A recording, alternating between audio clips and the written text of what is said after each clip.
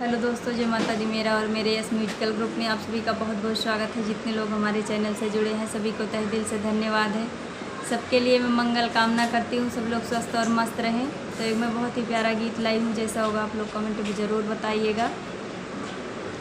फटी गईली नैहर की साड़ी, अरे फटी गईली नैहर की साड़ी, बिरने तोहर रहिया निहारी। फटी गईली नैहर की साड़ी, बिरने तोहर रहिया निहारी। रहिया निहारी हो रहिया निहारी, रहिया निहारी हो रहिया निहारी। फटी गईली नैहर की साड़ी, बिरने तोहर रहिया निहारी।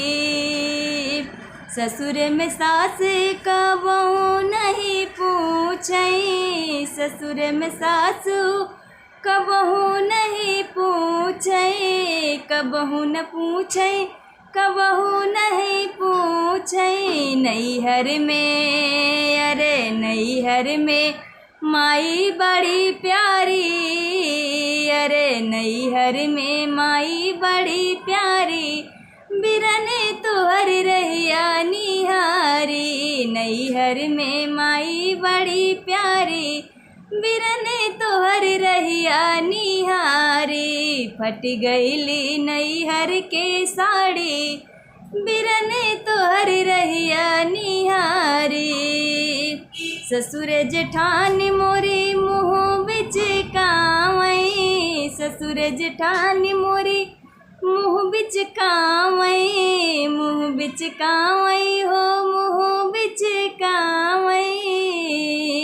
नैहर में, अरे नैहर में चाची बड़ी प्यारी, अरे नैहर में चाची बड़ी प्यारी, बिरने तोहर रहिया निहारी। फट गईली नैहर के साड़ी, बिरने तोहर रहिया निहारी। फट गईली नैहर के साड़ी, बिरने तोहर रहिया निहारी।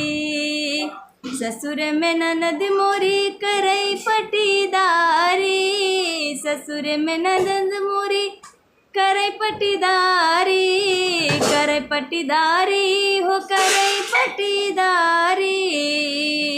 नैहर में बहन बड़ी प्यारी, अरे नैहर में बहन बड़ी प्यारी, बिरने तोहर रहिया निहारी। नैहर में बहन बड़ी प्यारी, बिरने तोहर रहिया निहारी। फट गईली नैहर के साड़ी,